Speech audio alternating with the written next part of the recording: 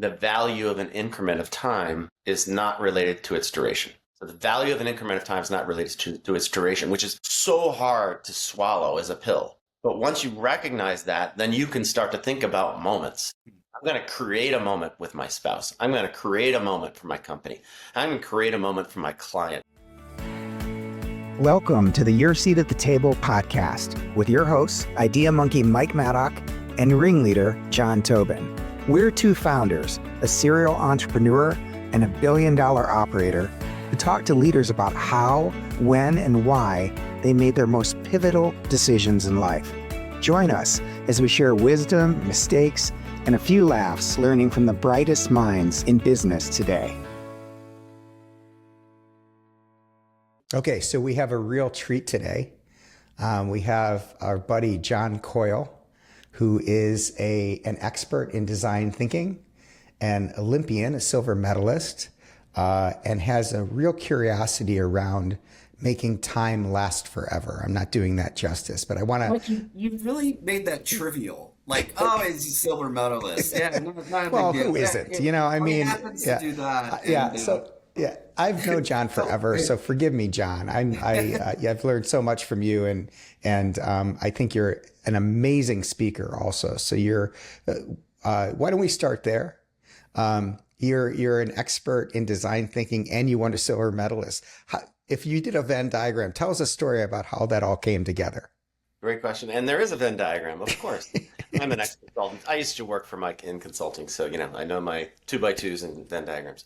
The Venn diagram here is I managed somehow to get into Stanford, despite being for sure the dumbest kid there. And I went to a small parochial school. I didn't know anything about anything, so I got there and I was starting from way behind. But I managed to fail Math 202 my second year, which forced me out of mechanical engineering and into product design, which did not require it. And a few weeks later, after changing majors, I was fortunate to have David Kelly of IDEO fame, who's the head of Stanford's D School, become my academic advisor. He was also the right-hand man for Steve Jobs for 15 plus years, co-creating products at Apple. So all that kind of comes full circle to the sport I grew up doing, which was speed skating and cycling, which I continue to do in California with no coach, no training program, and very little ice time, just dodging figure skaters and kids on public rinks. But I still somehow, my senior year, managed to get 12th place in the world in the sport of speed skating. So I thought, all right, I'm pretty good, I think. I'm going to go from 12th to 6th to 1st in the 2 years I have to prepare with actual coaches and real ice time and eating proper foods and whatever else they're going to put you through. So I moved into the Olympic Training Center in Colorado, and I began training with the likes of Bonnie Blair, Dan Jansen. They put me in a program of fixing my weaknesses, which turns out to be many and varied. And I went from 12th in the world with no coach, no training program to 34th in the world the next year, to not even making the team 2 years later, finishing 30th in the U.S. trials I had won 2 years prior. And it was just misery. So at this point, I'm 2 years in, and I'm like, what am I doing here? I got to quit. And I started thinking back to design thinking. And the core of design thinking is if you're having trouble solving a problem, you're probably solving the wrong problem. Have you defined the problem right? Do you really understand it from the shoes of the person you're solving for? And I was like, these coaches didn't solve this problem from my shoes. They solved it from theirs. They actually solved it from Eric Heiden's perspective, who won 5 gold medals a few years before. I'm not Eric Heiden, never will be. So I quit the team, not the sport. And I moved to Milwaukee and started training back on my own. And for 1 year by myself, I trained by myself for a whole year, didn't race at all until the equivalent of the Olympic trials and a non-Olympic year, the World Team trials, same people, same structure, same everything. And in a sport where hundreds of seconds determined first from second, by training myself and doubling down on my strengths, when I showed up, my very first race, I broke the U.S. record by 5.5 seconds, broke the world record by over a second, set every single U.S. record back-to-back, and went on to set the fastest time in the world at the World Championships that year in the 500 meters as well. Hey, John, let me jump in for a second, because 5.5 seconds in speed skating is like an hour in every other sport. Say a little bit about that. I mean, 5.5 seconds. Like you do this thing on stage where you go, and that's like 1st through 10, right? Yes, correct. And what distance? What was your major distance? So I did all of the distances in short track. That particular opening race was the 1,000 meters, which they run a 1,000 meter time trial to separate the wheat from the chaff. So it's run pursuit style. And I knew something was wonky when the guy that had won that race the year before, the Olympic trials, I caught him. So I was like, he must be out of shape because I'm sick. I was actually sick there. So I didn't see it coming that this was going to happen. I didn't know that my training regimen was actually working the way that it was. And it wasn't just training. I also changed my technique a little bit. So, getting back to, design thinking, if you solve the right problem and if you double down on your strengths, I think amazing things can happen. I don't want you to be afraid, but there is a giant black panther. I see it. Yeah. Stalking, like it's behind you. Don't look. Don't look. Okay. You could die at any moment. It's a panther. Yeah, she is big. She's invading our podcast. So you and I have shared a bunch of stages, and one of my favorite parts of your talk is how your ex-coach came and like held a stopwatch, like, and got in your way on the ice at those time trials. And like, what have you been doing? You're like, because you thought he was going to bust your chops because you did so poorly. You just didn't even know. I had no idea. In fact, I don't know. You probably never heard this. I sometimes tell this part, but so he jumps out on the ice. He's holding the stopwatch. He looks angry. He's like, "What the hell have you been doing?" And I'm like, "I've been sick," like, because I thought I failed. And he's like, no, you just broke the U.S. record by 5+ seconds. I didn't believe him, so I didn't say anything. I zipped my lips. I walked off the ice. I looked for a family that had a video camera. I'm like, did you film that race? Can I watch it back real quick? So I rewind. I'm looking through. I'm just literally counting laps because I was pretty sure I didn't do enough laps. Oh, really? So you thought you cheated? Like, yeah. So that's funny. I counted wrong. That's amazing. Did you, so you, the segue to design thinking, you noticed something, and you have a great story about training or getting tested with Lance Armstrong, where he crushed you. Like, he just made you look really badly in terms of endurance, but there was something you picked up on, and that was kind of the keys to the castle. Can you talk about that a little bit? Yeah, one thing that I truly believe, and I experience it regularly with myself and others, is that strengths tend to be broad and weaknesses tend to be, strengths tend to be specific and weaknesses tend to be very broad. So I'm bad at all hand-eye sports, like every single one. I can't play golf, ping pong, bowl. If you make me go bowling, if you force me, that you would have to force me, I bowl a 52 every time. I'm a T-Rex of a human being. I can barely feed myself. I'm lucky to be alive that way. I'm also bad at every single endurance sport. And so I go to the Olympic Training Center. I don't know I suck at things. I'm just a fast kid as far as I know at that point. And so they test us for endurance, the VO2 max test. And I went 13 and a half minutes, which at the time I thought was good because I didn't know what a good score was. Lance was right up after me. He was 26 and a half minutes in a test that's only consecutively harder. I had the lowest test of anybody on the team. Okay. So I'm like, okay, but I was like, there must be something wrong with that test because I was 12th place in the world last year. Thank you very much. And then 2 days later, a different test called the Wingate or max power test, 30 seconds on the bike. I wind it up. I get it going really good. I get up to 250 RPMs. They are yelling at me that I'm doing well.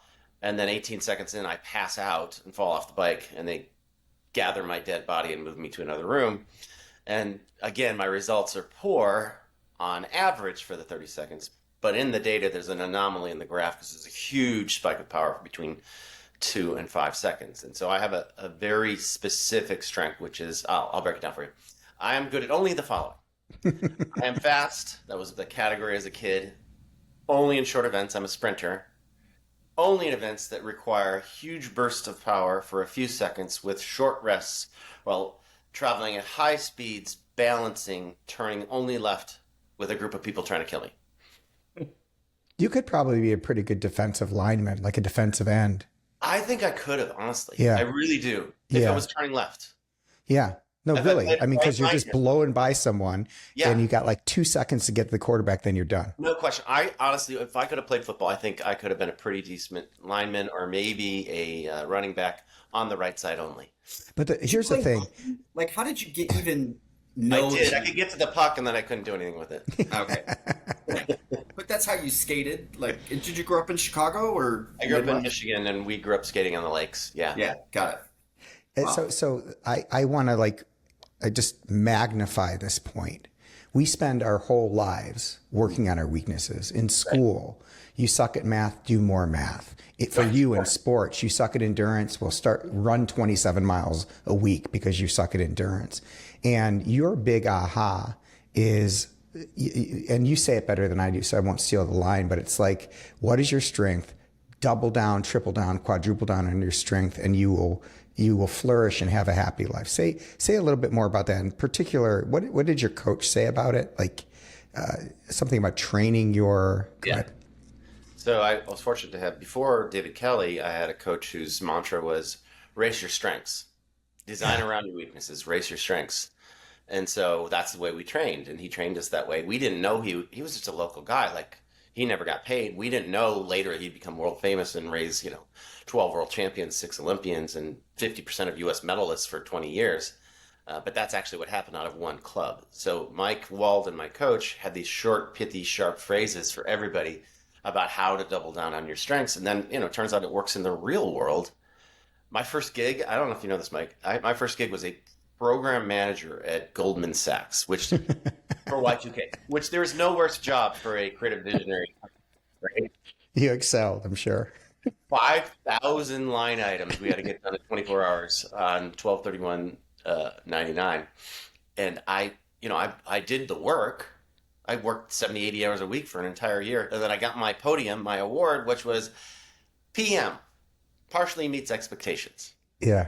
That was the reward for all of that energy. But what I did do, and this is what I'd encourage your listeners to do, is if you're in a job where your strengths aren't valued and your weaknesses are constantly being harped on, you're in the wrong job.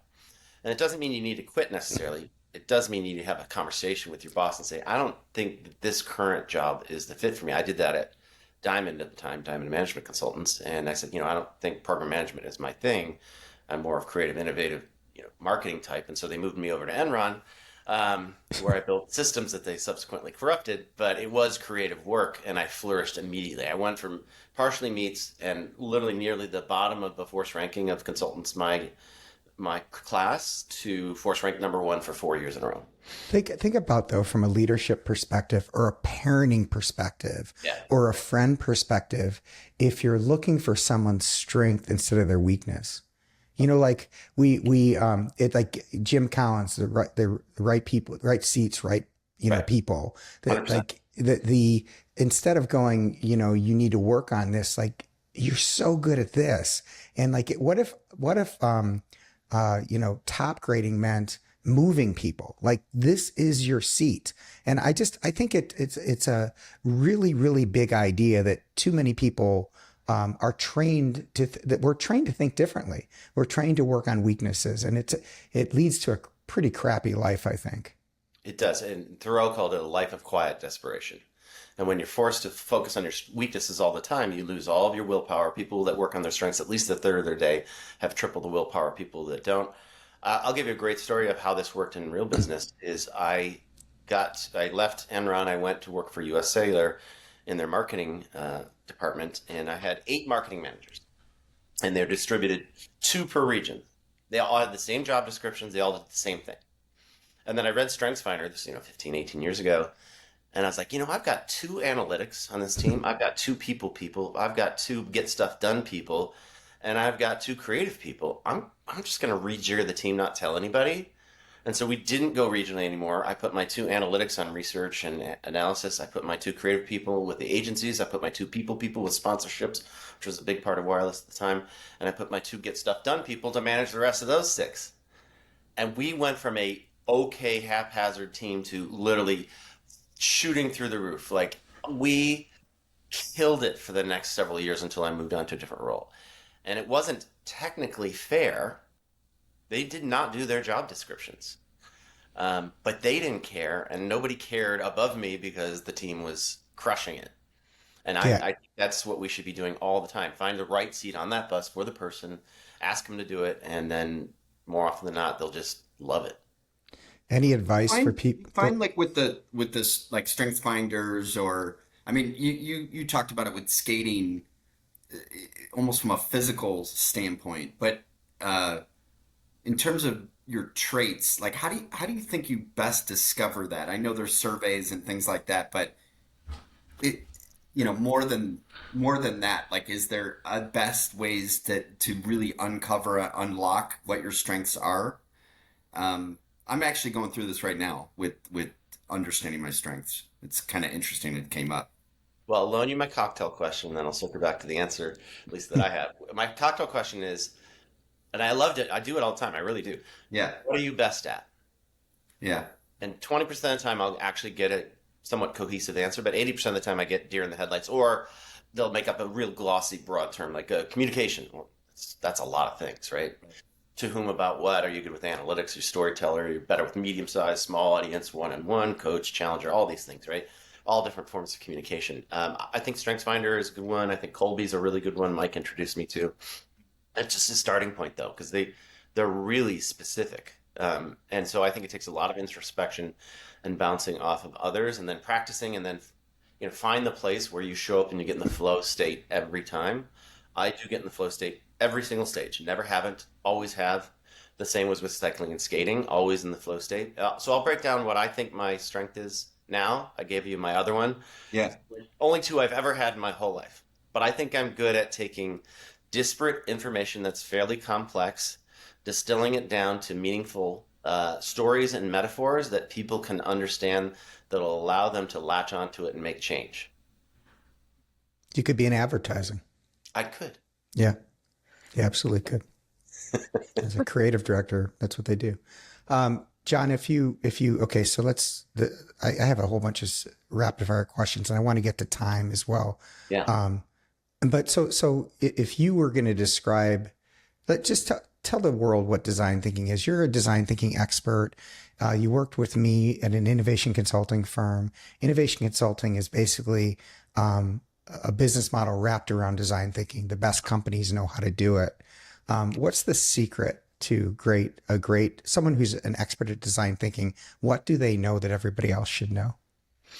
I really think it's this really weird mindset thing that most people get wrong one way or the other. So what great design thinkers, which you and Raf and McRae and Maria and myself hopefully are able to do, is look at a problem very detached, scientifically detached from the outcome of what the solution is. Most people do the opposite. They fall in love with the very first idea, and then it's Maslow's hammer and Occam's razor, back to back, actually, Occam's razor and Maslow's hammer. So simplest given solution to any given problem is probably the right one, so they latch onto the first solution they see, and then Maslow's hammer is, when you have a hammer, everything looks like a nail. And so they just wail away at that one solution, and they never get that scientific detachment to say, let's look at it from other angles. Let's get other opinions. Let's get a bunch of ideas around this. Let's be completely detached emotionally from any of them. Let's find the one that actually is the square peg in the square hole. Let's try it. Let's still not get too emotionally attached. And then, and only then, once you have some success, then you use that sort of human-centered design. That's what it's also called. You get actually emotional then to pursue it against all the things that will come out of the system to fight it. So being able to be detached in the problem finding process, and then being able to be emotionally attached to a solution that's showing merit, and then backing up occasionally and saying, wait a minute, okay, square peg looks square, but maybe it's an octagon. Like, let's try again, let's back up. And so fast fails, trying different modalities, and always in the center, empathy for whoever you're solving for. I mean, that's the core design thinking. Tobin, I've never said this to you, but I actually think that what John just said is at the heart of what ruined Maddock Douglas. And here's why. So the insidious thing about the law of instrument is that not that everything looks like a hammer, looks like a nail, but we'll actually bend problems to make a screw look like a nail. We will automagically see something as a problem we uniquely know how to solve. And that's what's so insidious about Maslow's law of instrument. I was so stubbornly committed to being coming into problems neutral.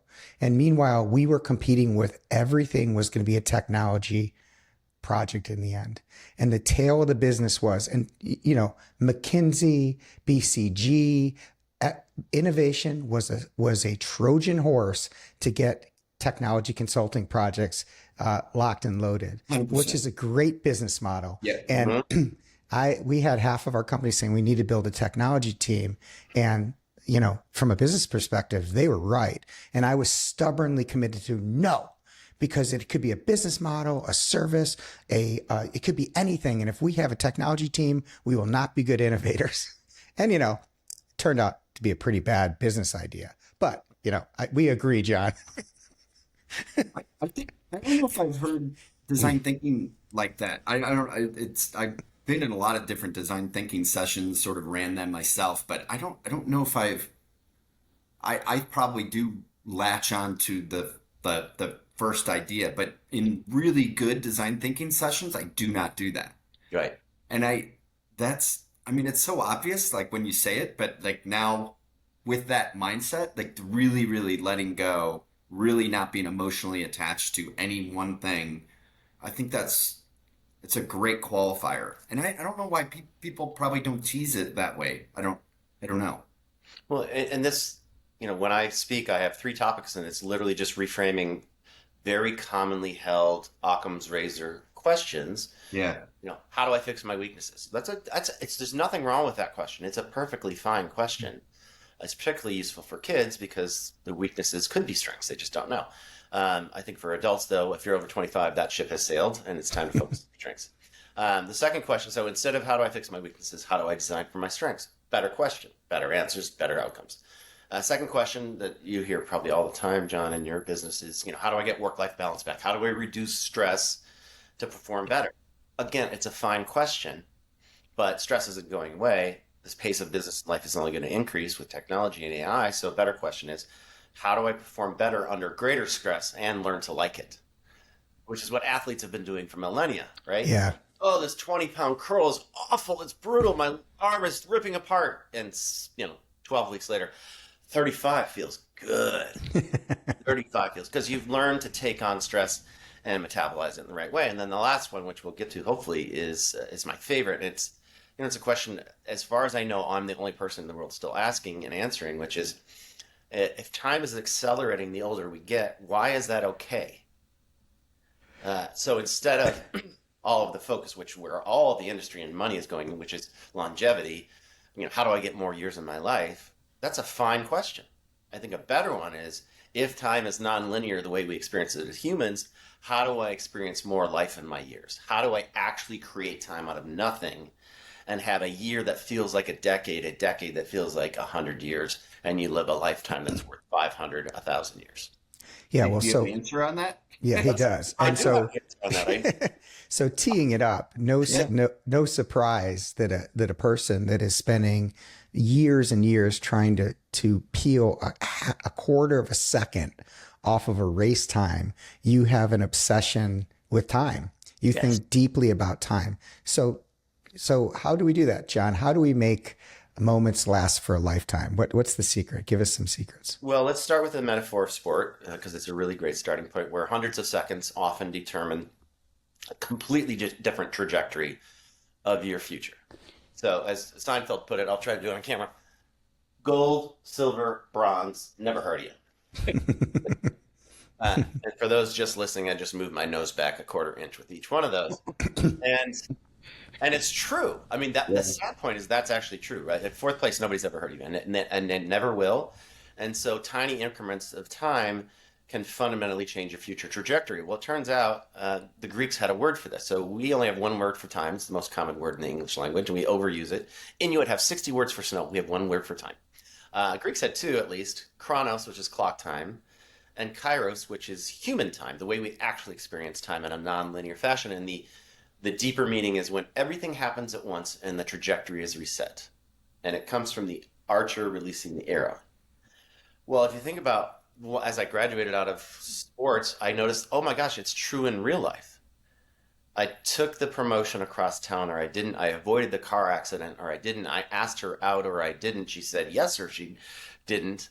Right? All of the big trajectory changing moments in our life, almost all of them happened in moments. There might be, again, years leading up to it.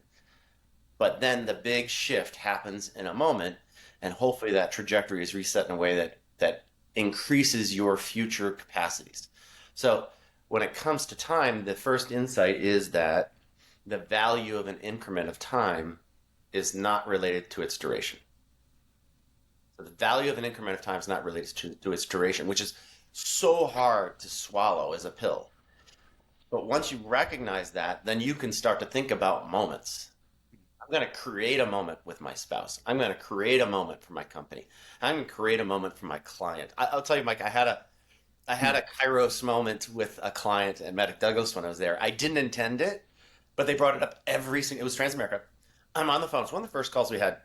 I'm on the phone with a key client, and we had just eaten some of those super hot chilies. Yeah, that you did. That was your party trick. Yes, and it hadn't hit yet. So I answer the call, and I'm starting to sweat, and I'm starting to like tear up, and my mouth is getting dry. And I'm like, I'm sorry, I really have to go. I'll call you back in like 5 minutes.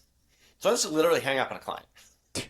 And I call him back 5 minutes later. I'm so sorry. I ate a super hot Carolina Reaper chili, and they brought that up for years, right? Yeah. That was a memorable moment. I didn't design it on purpose, but you know, the create a moment, and this is, I don't know if this is going to resonate with you at all, but like when you say that I'm creating a moment, it's kind of like, well, are you familiar with the drama triangle, John? 100%, yes. So like it's basically, you know, you're the victim, and just because things are just happening, well, it is what it is, and it's this is just life, but if you're the creator, then you have options, you have choices, and you actually could create the moment. It's an interesting parallel there on creating something versus just letting it happen. 100%. And back to the drama triangle. And I'm working with a lot of, and this only started a year and a half ago, but I'm working with a lot of family offices now. And I didn't even know what those two words meant 2 years ago. I didn't know those were a thing. Yeah. But they have, virtually everyone that I've heard of so far has a lot of internal conflict. These are, for those who don't know, family offices are private businesses generally owned by families that are now bringing in outsiders because the business is too big to run with just siblings and offspring. They have so much money, they need someone to manage the money for the family 100%. And manage them. Right. So they're bringing me in to orchestrate. I'm going to try to figure out my own term for this at some point, but I'm borrowed Jonathan Haidt from Stanford's term, which is, and bear with me for 1 second, conversion moments. So Jonathan Haidt would describe a conversion moment where in someone's they've got cognitive dissonance with a situation, a person in this case, maybe it's dad, the founder, and the cognitive dissonance is, I know rationally that I love dad, but deep down I can't stand him. He's just a total fill in the blank, right? Doesn't let me do what I want to do. He doesn't lean into my strengths. He only wants me to be him. And so they have this active dissonance for sometimes decades. And then the conversion moment that happens by itself, which sucks because it shouldn't have to wait for this, is dad one day says, or grandma, whoever, I've got cancer. Yeah. And then everything changes, right? The back brain and front brain suddenly align, and they're like, okay, now we got to do something different. I love dad. I really love him. This sucks. I'm going to put bygones behind us, and we're going to move forward to figure out how to make this work. You shouldn't have to get to that moment. And, Haidt's origination is people that are living in sin, so it's a religious conversion, right? Like, so I know I'm doing bad things. I know I shouldn't. I am, I shouldn't. I am, I shouldn't. And then one day they make a decision to change their life. So this is that moment where you get the back brain and front brain to finally align around something. And so the beauty of time perspective is you can understand that no matter how many years have gone by in this kind of situation, if I design the moment, I can create a moment as that creator in the drama triangle where the victim stops being the victim, where that dissonance goes away. And we all have that. We all have that ability. It's just how to. You mentioned stories, John. When Ruthie was diagnosed with cancer, brain cancer. This is my late wife. My friend and coach Jonathan Domsky called me and he told me the story. He's like, there's this monk walking through the jungle and he hears a twig crack. He looks behind him and there's a tiger stalking him. So he starts walking faster and the tiger starts chasing him. And in a panic, he jumps off a cliff, grabs a vine, and he's dangling 300 feet above the ground on this cliff. The tiger's above him, waiting for him to fall. He looks down, and at the bottom, there's another tiger 300 feet below waiting for the vine to break. Just then he looks at the vine, and there's a rat gnawing on the vine. So he's having a bad day. At that moment, he looks over, and there's a wild strawberry plant growing out of the side of the cliff. He reaches over, grabs a strawberry, eats it. And in that moment, that strawberry and life were perfect. And my friend said, Mike, you got to be looking for strawberries. So that was like a wake up call for me that, we're all kind of dying, but it takes a moment to realize that every moment matters. John, I didn't tell you this. In Ireland, I went over to watch Iowa State. Tina and I went over there to watch a game with family. And right before the game, it was pouring rain. And we had about a mile to walk to the stadium. And I'm like, I'm going to play hero. I'm going to go get everybody an umbrella and a rain poncho. So I walked out in front of this bar. It's an hour before the game. I asked the bouncer, hey, can I get a raincoat or an umbrella at the convenience store across the street? And he's like, it's Ireland. Every store is going to have a raincoat. So I said, okay. And I looked left, and I walked out on the street and walked in front of a car that was going about 35 miles an hour because the traffic's in the other direction. And this car locked its brakes, honked, and came within an inch of my leg. And I never saw it because I was still looking left. Yeah. And I look over, and it was like, boom. And my family's inside the bar at the window. And I'm going, God, I hope they didn't see that. Like, I hope that, because I was this close. Yeah. This close. Like, life happens in like these little increments. So give us some hacks, John. You want to stop time. Give us some hacks. And you described a perfect moment that gives me a great background. So the neuroscience of this is, I'm going to give a thesis or précis of the work that I'm doing, but I firmly believe what I'm about to tell you, that if money is the currency if money is our financial currency, and money can take different forms, gold, whatever, memories are the currency of time. And how memories are constructed is now known. It's relatively new knowledge, but memories are constructed in moments. So we're always living in a moment. The moment usually is about 2 to 3 seconds. So your brain and my brain right now is sweeping short-term memory to long-term memory about every 2 seconds. The hippocampus is doing that. That's the primary function of what it does. It sits near the basal ganglia at the top of the spine, and it's a very difficult process. It's the hardest, if you think about it, like it's taking all this stimulus and writing it down. Think of it sort of like a photo that's also got emotions and scents and sounds and all the things, and it's writing it all over the brain, and then it does it every 2 to 3 seconds until the car comes from the wrong side of the road in the rain in Ireland, and then the amygdala wakes up, and it says, write faster. And so your frame rate goes up 20, 30, so like 20 times per second. So your frame rate goes up 50x, 60x. And this is why things seem to slow down. I don't know if that happened in that moment, but oftentimes when things get really intense, with the frame rate going up, your sense of that moment slows down. And there's a reason for this. The amygdala wakes up for only 2 reasons. Never do that again. Do not walk out in front of that car, Mike Maddock. Or always do that again. Ask for your wife's hand. And the evolution of this is super clear. Don't die. Please procreate.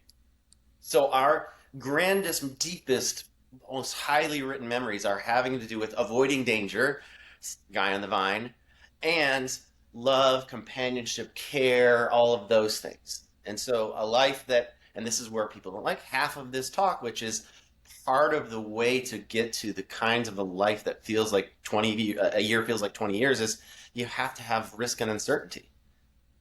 Life begins at the edge of the comfort zone. That's when the amygdala wakes up. This is why 8-year-olds feel like summers last forever.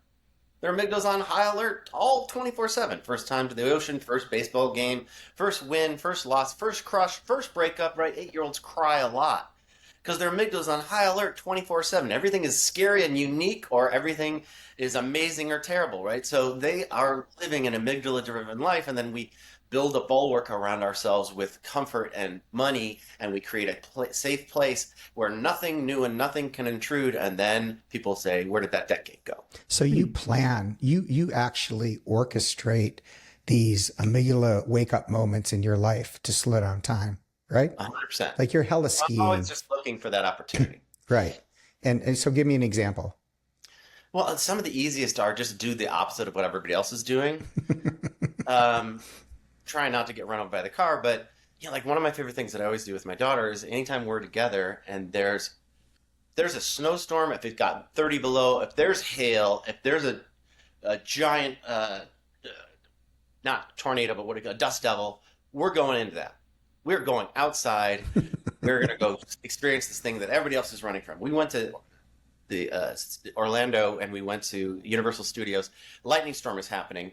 It is pouring down rain. Everybody else is leaving. It's like ants running out, and we're running in, the only ones running in, and lightning strikes the coaster right next to us so loud, and my ears rang for a good 5 minutes, and it's so bright I can barely see for a second. I stop, and she just keeps running, saying, "Papa, this is really living." And I'm like, mic drop, I'm done here. Yeah. It's so That's, awesome. I think that is super interesting way of thinking about it. But well, so there's like a lot of great to that, a lot of really cool things that probably come and happen. I do think that one thing that I used to do is I would like I'm not public speaker really like you guys are, but I force myself to do it just to do it, like to Yeah, because it you're is good like at it, John. I'm Because sorry. you good at it and you get that like that endorphin. Like it's Totally do. yeah, You yeah. totally do. But like it's not like a natural thing. But I do think there's something to that, like where you I mean actually for you guys, you probably almost have to challenge yourself like the venues or the forums at this point because it become maybe so rote. But if you do have just these routines, how do you get out of your routine? How do you create something that's totally different? How do you lean into where people are run? I love that idea, that concept. Do you get though, John, do you get like crazy though? Like do you overthink it and like, oh, this has to be the most amazing time. And you know what I mean? Like, do you go, like, that's how I feel like I probably would do that, like overthink it. And then it actually takes away from the spontaneous kind of cool things. It's a great question. I'll just tell you what I do personally. International travel is one of the greatest way to have these kinds of moments because just Yeah. stuff's gonna go wrong, and then kind of the when stuff goes wrong moment becomes the thing you remember most because usually something good actually ends up at the end of it. You got lost, but then you found this great little cafe or what Yeah. have you, right? You had this terrifying taxi ride, but you survived hopefully. Um, but one of the things that I do when I'm traveling is I make a very detailed itinerary Hmm. that takes into account possibilities for exciting things. What's the tallest place in this place? Let's go up on that building. Is there a dungeon? Is there a place to go down somewhere? Where are the strangest people? Just Google what's the secret places, stuff like that. And then I don't follow any of the itinerary most of the time. I just let things happen. But knowing what is where and having a sort of a lay of the land of opportunity can help you slide into spontaneity much easier than just following the regular tourist route. If I may, I'll tell you a story of a client of mine that did a really great job of this. Actually, you probably know him. I have to think of his name. Richard Barker. I think he was a Maddock Douglas client. He heard me give the talk once, and he said, I'm going to go home and do something different. I don't know what yet, but I'm going to let you know. And so a few weeks later, he's like, I figured it out. He's like, so last week my son was turning 12. We live in Australia. I'm from London. I've been following a London football club since I was a kid. I made my kid watch them since he's 5 years old. So he's a huge fan of this London football club, but he's never even been outside Australia. So on his 12th birthday, I bought him a ticket to London. Didn't tell him why we were going or where we were going. He got on the plane. He figured out we were going to London. He's like, Dad, why are we going to London? He's like, you'll see. So we get to London. They take the Uber to the stadium. Now he knows why they're there. And he's like, oh my God, this is amazing. But that's not it. They don't go to the front door. They go around back. The doors of the back open. The entire team files out with a jersey for his son because he's the mascot for the day. Puts it on, goes on the field with them, sits in the dugout or whatever they call it for soccer, watches the whole game. They sign his jersey, right? And Dad can't tell the story without crying, but he got as much out of it as maybe the kid, but this is designing a moment for somebody that they'll never forget. Here's a practical way to do it. I feel bad. I can't remember the name of the speaker, but I saw a speaker out at MIT maybe 5-10 years ago. And what he did was he took a picture a day. He challenged himself that he was going to take one picture a day and he was going to make an album. What happened was he's like, I can't just take a picture of like a conference room I'm in. And so every day he would like, okay, what am I going to do today where I get a really good picture? And he stood up for an hour and told these stories about, I never would have done this except I needed a picture. So he did all this really cool stuff wherever he was because he wanted to have a memory. And that little practice wound up being all these amazing memories that he never would have had unless he had that practice. One other thing. That's a good life hack. I like that, Mike. Yeah. That's Like just every day I'm taking a picture. The other thing is, and I belong to all kinds of these Flourish advisory boards. And John, what you taught me was bonding happens when you do something together for the first time. And so I'm always looking for something like these. Let's go on a hike. Let's not. Okay. Everyone's been on a hike. You know, what can we do in this city that no one's ever done before that just because no one's ever done it before, because we'll experience that together and it heightens the likelihood that we'll make some lifelong memories. Yeah, John, Can I give you the 5 key drivers? Yeah, go do Talking it. about several of them, and then I'll give you a super quick example of something I've been doing for clients lately. And John, we should do this at Slalom. So now I don't just give the time talk anymore. Not always, sometimes I do. There are 5 key drivers that wake up the amygdala, that get you writing more memories that are written, stored, and recalled. All 3 are important. The first is risk and uncertainty. Unfortunately, it just works that way. Second is uniqueness, which is similar but different, because you can be in a highly risky situation daily, but at some point it becomes rote. People's jobs used to be like that when you're doing dangerous activities. So risk and uncertainty, uniqueness, emotional intensity. You have to be fully present in it. Beauty, trauma also works. Let's go with beauty. And then the last one is a multiplier, is flow state. So if you're in the flow state over top of amygdala-driven memory state, so your frame rate goes up 50, 60x. Flow state, you remember 4 to 5 times more. So that's a 200 to 300 multiplier of the memories that you've written, stored, and recalled. So flow state plus uncertainty, risk, and uniqueness, beauty, those are the memories you'll have forever. I now have been taking clients on little adventures before the talk. So the last one I did was for YPO. Omaha, we took them to Asheville, North Carolina. I picked them up in a box van. So 12 guys got picked up in a box van, thrown in the back, sliding around on the wood floors. I'm taking them down these country roads at high speeds. I was being a little obnoxious. They didn't know where we were going. They didn't know how long. I told them it's 13 hours to Tijuana. There's no bathroom. I'll see you there. They got out. 45 minutes later, I just jerked to a stop and got out and ran away. It took them 17 minutes to get out of the truck, which that was killing me because I'm like, you gotta get out. Like, you have to get out. So they get out. They see the chalk marks I left behind. I had run through a field and left chalk marks behind. So they crossed a couple streams, got their feet wet. It was cold. It was a miserable day. And all their stuff's still in the truck. They're like, what are we doing? Why are we doing this? So risk, uncertainty, uniqueness. But it was beautiful woods that they were going through. And they crossed this hill as the sun was setting into this grotto where they were suddenly greeted with the scene of this amazing hot springs, 2 ladies with champagne glasses, towels, and robes, and they went and got into the hot water. So we orchestrated risk and uncertainty, uniqueness, emotional intensity, beauty, and flow state, all in the passage of 2 hours. And then I told them why. Yeah. Wow. And then they fired you, and the check still has not come. You got a memory, so that's cool. I remember. Okay, so rapid. You tried that with a client that did get upset at all? Like, I could see like some people would be uppity about it a little People bit. who want Maybe to plan, for example. Yeah. So far, I haven't lost a patient yet, but You're not trying hard enough, John. That's right. Okay, Also, so with the flow state, I remember all my amazing golf rounds. But I don't remember like when I played bad. I just know I played bad. But I literally, like 2 years ago, I shot an 80 at Pebble Beach. I literally remember every single shot. I can 100%. go through the whole thing in my head.